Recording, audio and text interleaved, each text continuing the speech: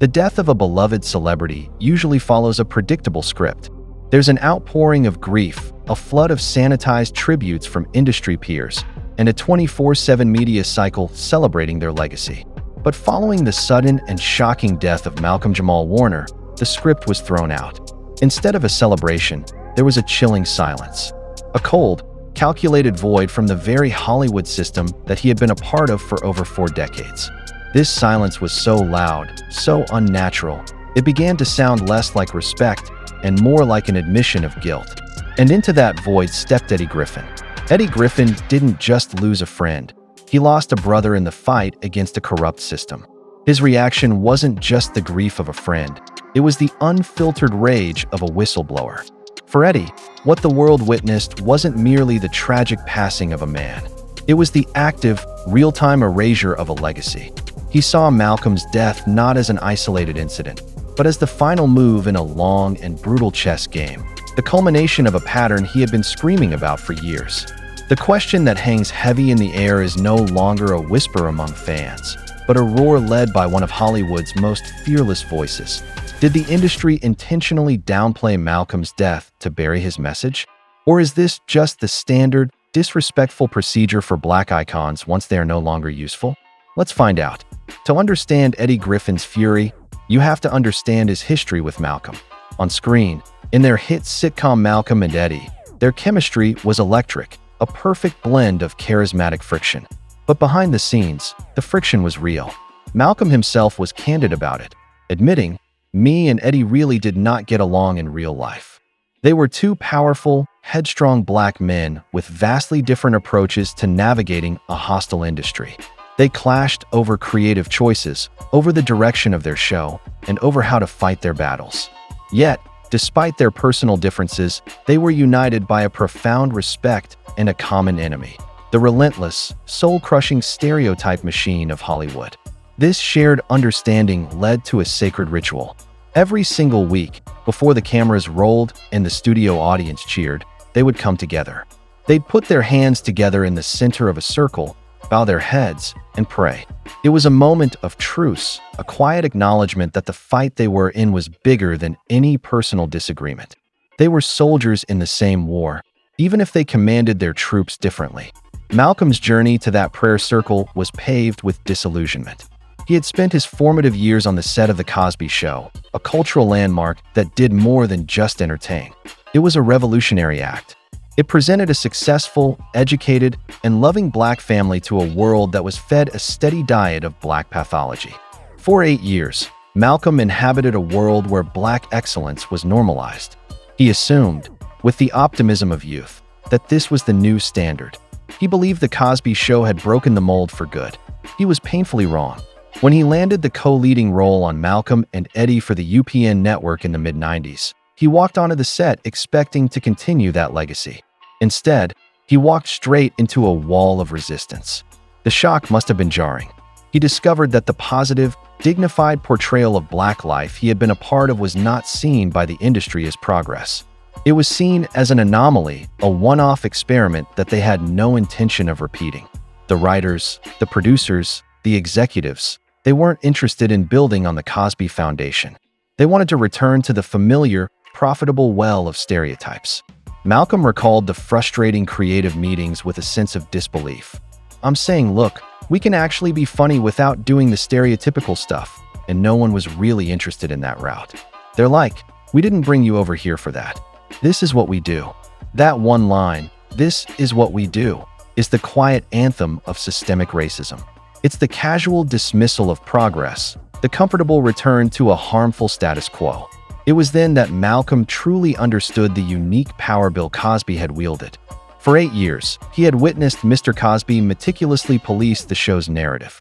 He rode the writers hard, vetoing storylines and rejecting jokes that leaned into buffoonery or negative tropes. Malcolm had seen this as the normal role of a powerful Black star and producer. What he learned on the UPN set was that Cosby's power was anything but normal. Bill Cosby was a titan who had leveraged unprecedented success into near-total creative autonomy. He had the clout, the money, and the leverage to say no. That power was a fortress that protected the show's integrity. Outside of that fortress, For almost every other black actor in Hollywood, there was no such protection. You were a hired hand, and you were expected to perform the role assigned to you, regardless of how it reflected on you or your community. To fight back was to risk your career. And fight, they did.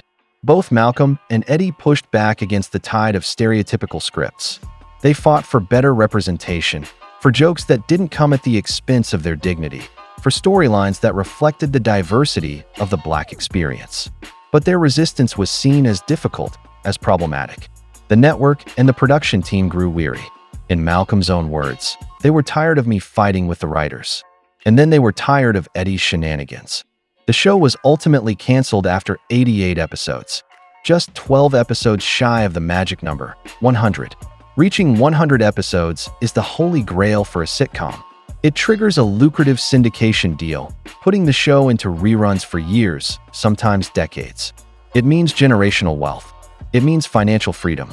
It means you gain the power to finance your own projects and build your own fortress of creative control. To have that prize snatched away just before crossing the finish line wasn't just bad luck. In the context of their constant battles, it felt like a punishment. It was a clear, unambiguous message sent not just to them, but to any other actor who might consider speaking up. Obey the system, or the system will break you. While Malcolm learned to articulate these frustrations with a measured, intellectual calm, Eddie Griffin refused to temper his fire.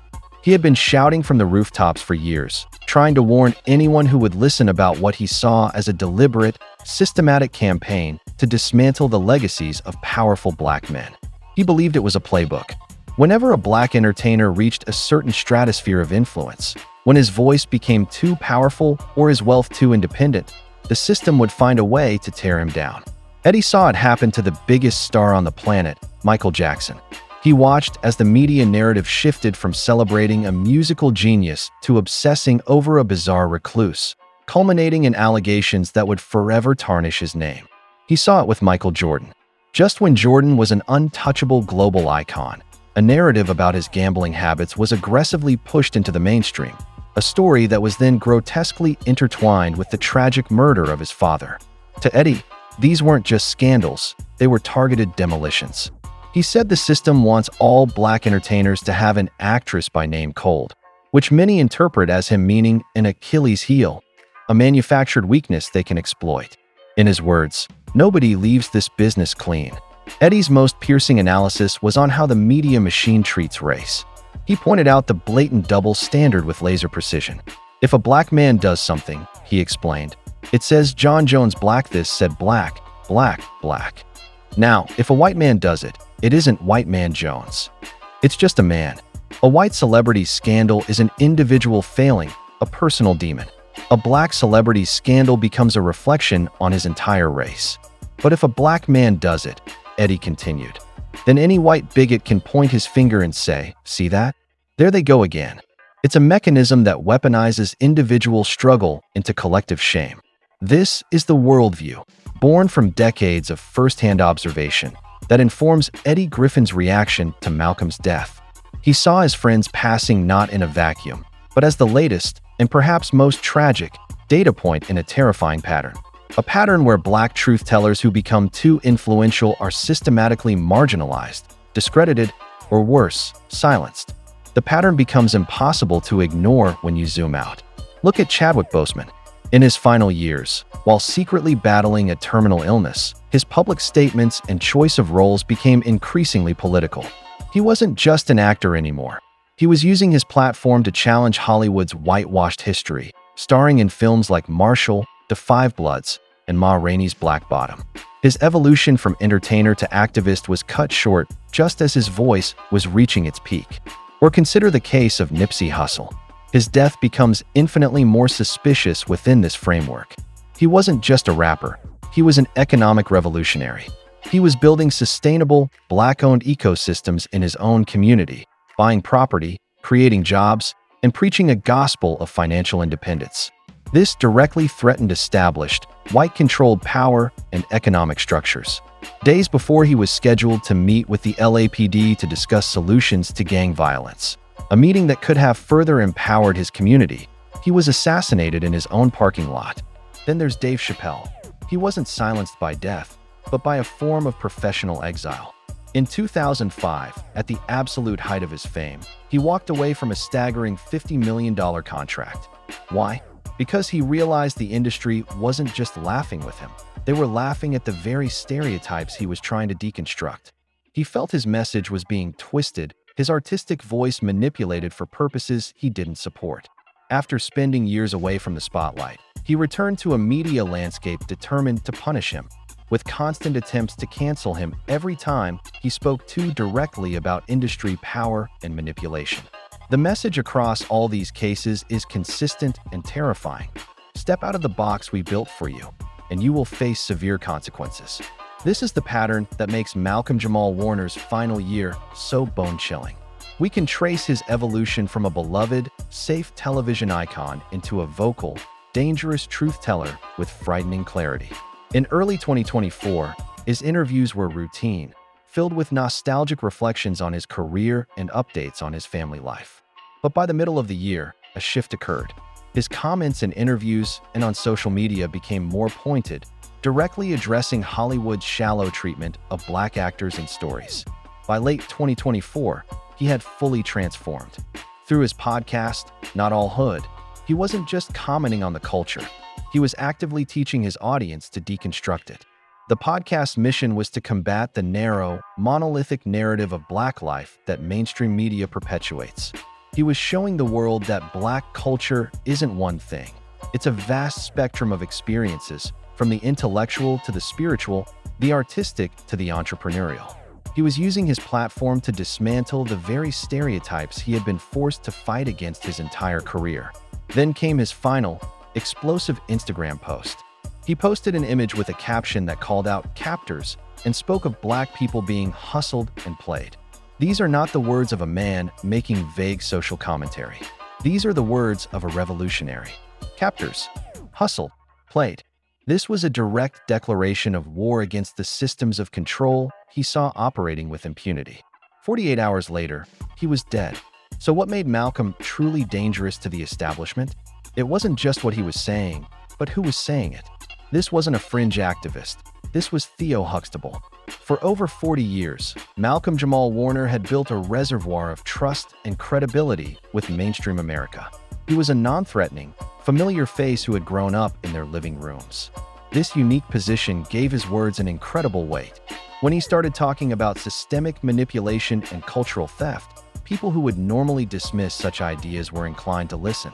He was a bridge, capable of carrying a radical message into the mainstream, and that made him an existential threat to the status quo.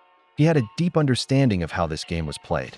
He often spoke about the criticism the Cosby Show received for not being Black enough. But Malcolm saw what the critics missed. The true revolutionary power of the Huxtable family was in their unapologetic normalcy.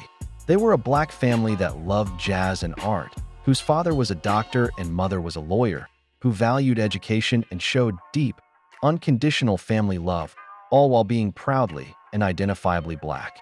This portrayal was a quiet bomb that decimated two sets of stereotypes at once. It shattered the racist, mainstream idea of what a Black family looked like, and it broke the internal pressure within the Black community to perform a certain kind of authentic Blackness to be accepted. This profound insight wasn't developed overnight. It was instilled in him from childhood. His father, Robert Warner, was a man of deep consciousness, deliberately naming his son after the revolutionary leader Malcolm X and the legendary jazz pianist Ahmad Jamal. At just 6 years old, Malcolm was being introduced to Black historical figures like Richard Wright, Langston Hughes, and Mary McLeod Bethune, names that were absent from his school's curriculum. By the 6th grade, his favorite book was a collection of poems on the life and death of Malcolm X. This wasn't just education. It was an inoculation against the brainwashing of the American education system and the Hollywood machine. It gave him a framework to understand that the stories told about his people were incomplete at best and malicious lies at worst. While his father built his mind, his mother, Pamela Warner, fortified his spirit.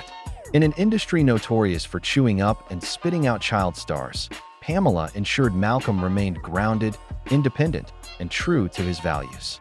She taught him to think long-term, to see fame as a tool, not a destination. This guidance was the bedrock that allowed him to navigate decades in a corrupting industry without falling into the typical traps of addiction, legal trouble, or complete burnout. His life wasn't just a series of intellectual awakenings. It was marked by real, human pain. He endured one of the most heartbreaking losses imaginable when his girlfriend, actress Michelle Thomas, who played his girlfriend on The Cosby Show, died of a rare cancer at the tragically young age of 30. Malcolm was with her until the very end. Her mother recounted how he climbed into her hospital bed and held her as she passed away. He later navigated a very public and painful breakup with the immensely talented actress Regina King. These experiences forged in him a deep sense of privacy and a desire for authenticity. He remained single for years, finally choosing to marry at 45, seeking a mature, genuine connection far away from the blinding, superficial glare of the Hollywood spotlight. He poured all of this, his intellect, his integrity, his pain, into his art. He evolved from an actor into a powerful, multifaceted artist. He won a Grammy alongside Robert Glasper for a spoken word piece that reflected on the Sandy Hook school shooting with devastating honesty. He was an artist who refused to look away from the darkness, but always with the intent of finding light and meaning. This brings us to the most disturbing chapter of this story, the aftermath and the Great Erasure. Just before he died, Malcolm was buzzing with excitement about his next major project. He stated it publicly, "I think I've got the best job in the world. There's a lot more to talk about. I'm working on my autobiography, and there are stories that need to be told." Let that sink in. A beloved, 40-year veteran of the entertainment industry was writing a tell-all book. When a celebrity of his stature dies, especially under sudden and unclear circumstances, a project like that becomes the single most sought-after property in entertainment. The media should have been in a frenzy. Where were the investigative journalists digging for the manuscript? Where were the publishing houses engaging in a bidding war for the rights? Where were the reporters hounding his family and agent for details? There was nothing, just a deafening, inexplicable silence. The book that held the stories that need to be told was seemingly wiped from the official narrative. It's a level of media negligence so profound it feels deliberate. Then there's the digital trail. Fans and researchers have noted that specific episodes of his Not All Hood podcast, the ones containing his most pointed critiques, have become mysteriously difficult to locate, seemingly relegated to less prominent platforms or scrubbed entirely. His final, powerful Instagram post was quickly reframed by some media outlets not as the political manifesto of a conscious man, but as potential evidence of personal turmoil. It's a classic tactic. Discredit the message by assassinating the character of the messenger. This is why Eddie Griffin's immediate, grief-stricken, rage-fueled response feels less like paranoia and more like prophecy. He had seen the playbook executed too many times before. He knew what an industry-wide cover-up looked like. Fans are now pointing to one moment that is chilling in hindsight: Malcolm-Jamal Warner's final public appearance. He was dressed in all black, from head to toe, and spoke about the profound emotional toll of being heard, but never truly seen.